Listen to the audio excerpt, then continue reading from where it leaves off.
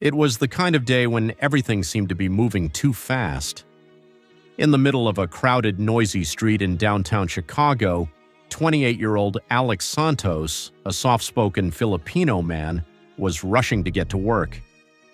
He had just moved to the city a few months ago, looking to build a new life after years of studying and hustling in the Midwest. A software engineer by profession, Alex was a quiet presence, someone who got along with everyone but preferred to keep to himself. He was polite, focused, and always on time. That Tuesday morning, the air was crisp and the sound of footsteps echoed on the pavement. Alex, carrying his backpack and a coffee cup, glanced down at his watch. He was already running 5 minutes late for an important presentation at a tech conference, and as the bus he had just missed passed him by, his anxiety kicked in. He sighed and started walking faster. He wasn't paying attention to his surroundings as much as he should have been. But Officer Mark Carver was. Carver was a middle-aged cop who had been on the force for over 20 years. He prided himself on knowing the streets, but his pride came with a deep-seated bias. He believed he could tell who belonged and who didn't just by looking at them.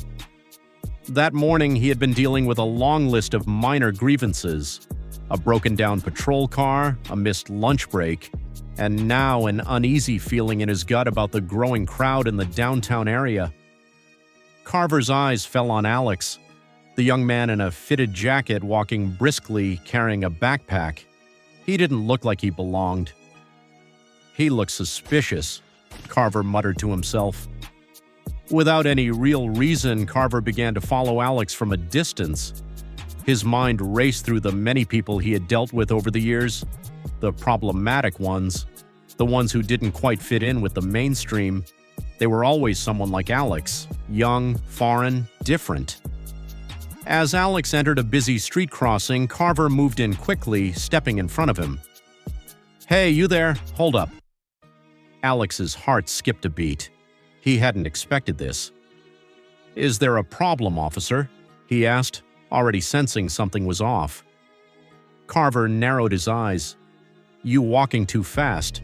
Where you going in such a hurry?" His tone was condescending. "I'm just going to work, sir," Alex replied, trying to stay calm. "I'm late for a presentation." "Presentation?" Carver scoffed. "What's a guy like you doing at a tech conference?" Alex blinked in confusion. "I'm a software engineer, sir." He fumbled for his work badge in his pocket, not understanding what was happening. "That's what they all say," Carver muttered. "Let me see some ID." Alex was starting to get frustrated. "I've done nothing wrong, officer. I'm just trying to get to work." Carver, not liking the tone Alex had taken, took a step forward. "Don't get smart with me, kid." Before Alex could respond, Carver grabbed his arm and pulled it behind his back. The crowd around them began to take notice. Phones came out, recording the scene. "What's going on? Why is he being detained?" someone asked. But Carver only grew more aggressive.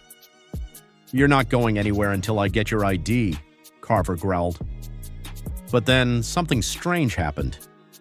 As Carver forcefully pushed Alex against the street lamp and continued to question him aggressively, a young woman named Erica Lopez, who had been waiting for a bus, stepped forward.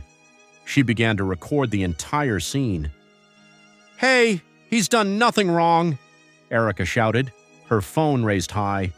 "Let him go." Carver ignored her, but the pressure was building. The recording had already been shared on social media, and more people were starting to gather. Some of them shouted at Carver, demanding he release Alex. One man even called 911, hoping to have the officer's actions checked by another authority. But Carver wasn't backing down. He pulled out his radio and made a call for backup, which only drew more attention. Minutes later, backup arrived, and Alex was pulled into the back of a patrol car, still handcuffed. He couldn't understand what had just happened. He had no idea why this officer was treating him like a criminal. All he had done was walk to work, and now he was in the back of a cop car. But the truth was, the whole thing had been caught on camera. Erica's video had already gone viral, and before the end of the day, it was everywhere on Twitter, Facebook, Reddit. The hashtag #Justice for Alex began to trend. The story spread fast, and so did the anger. At first, the police department tried to cover it up, claiming that Alex had resisted arrest and appeared to be acting suspiciously. They said the officer had acted within protocol. But the video told a different story. Carver's aggression, the racial profiling, the unprovoked nature of the stop, it was all there, clear for anyone to see. The backlash was swift. Protesters gathered outside the police precinct. News outlets picked up the story. The mayor had no choice.